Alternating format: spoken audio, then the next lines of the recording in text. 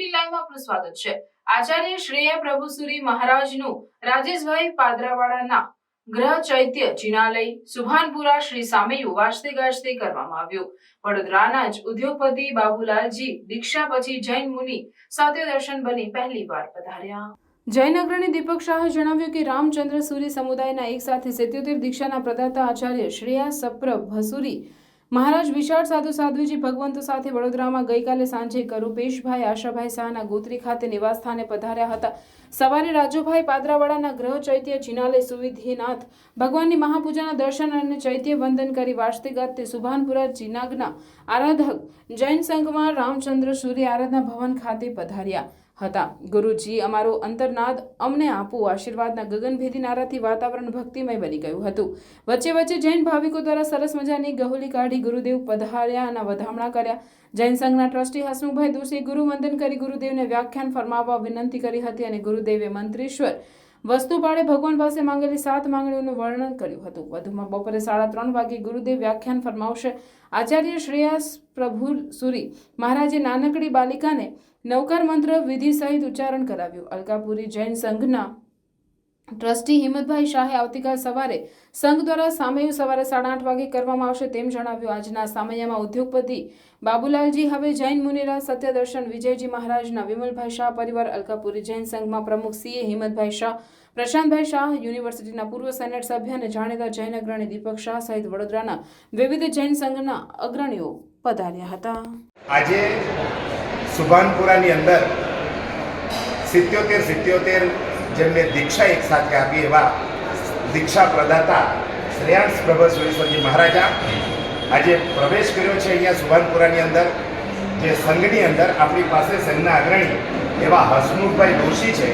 આજનો આખો કાર્યક્રમ કેવો હતો હસમુખભાઈ મારા દર્શક મિત્રો જણાવો।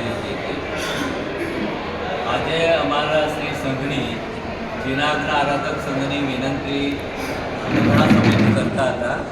જે વિનંતીને ગ્રાહ્ય રાખી અને આજે પરમ પૂજ્ય આચાર્ય દેવે શ્રીમદ વિજય શ્રેયાસ પ્રભુસુરી સ્વામી મહારાજ સાહેબ આદિ સાધુ તથા સાધ્વીજી ભગવંતો લગભગ 50 ઠાણા અહીંયા પધાર્યા છે।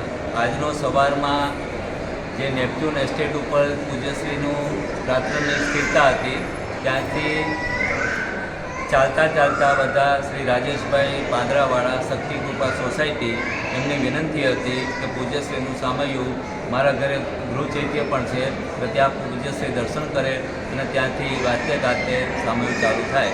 એટલે એવી રીતે B25 શક્તિ કૃપા સોસાયટી સુભાનપુરા વડોદરા શ્રી સુવિધિનાથ ભગવાનનું જિનાલય અને ત્યાંથી પૂજ્યશ્રીઓએ દર્શન વગેરે કરી અને ત્યાંથી બેન્ડબાજા સાથે વાજતે ગાજતે ન્યૂ IPCL રોડ ઉપરથી અને શ્રી રામચંદ્ર સુરેશ્વરજી આરાધના ભવનમાં પૂજ્યશ્રી પધાર્યા।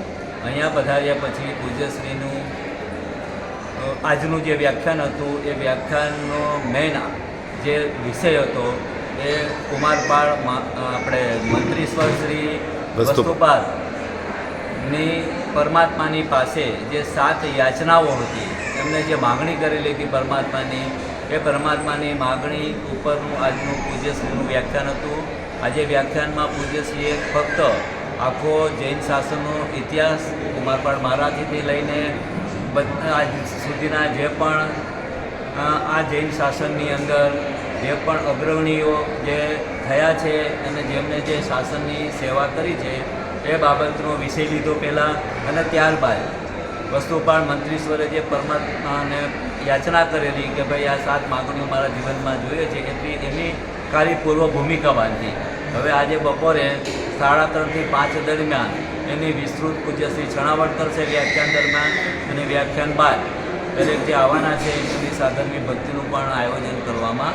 આવતીકાલનો કાર્યક્રમ શું છે હસમુખભાઈ? આવતીકાલે પૂજ્યશ્રી અહીંથી અકોટા વિહાર કરવાના છે। અકોટામાં જેમની નજીકના ભવિષ્યમાં જે સાંચોરમાં દીક્ષા થયેલી બાબુલાલજી હવે અત્યારે સત્યદર્શન વિજયજી મહારાજ સાહેબ તરીકે એ પણ સાથે પધાર્યા છે। એમના નિવાસ સ્થાને જ આવશે અને ત્યાંથી વાજતે ગાતે શ્રી અકોટા જૈન સંઘમાં પધારશે। એટલે વ્યાખ્યાનનો સમય સવારે 9 વાગ્યાનો છે। 9 થી 10 પૂજ્યશ્રી ત્યાં વ્યાખ્યાન ફરમાવશે। અને બીજા દિવસે પણ પૂજ્યશ્રી અકોટામાં સ્થિરતા કરવાના છે અને ત્યાં પણ વ્યાખ્યાન માટે જીનવાણીનું શ્રવણ કરવું હશે તો ત્યાં જઈ શકાશે। અને ત્યારબાદનો દિવસ છે જે બુધવારનો દિવસ એ સાચોરી જૈન સંઘ કે ત્યાં હમણાં જ બહુ સરસ રીતે જે ત્યાં જિનાલયનું નિર્માણ થયું છે કુંતોનાથ અને એની ભગવાન. 9 દિવસ નવમાનિકાન મહોત્સવમાં એની પ્રતિષ્ઠા વગેરે થયેલું છે. ત્યાં પૂજ્યશ્રી પણ પધારવાના છે. બોલો જીના શાસન.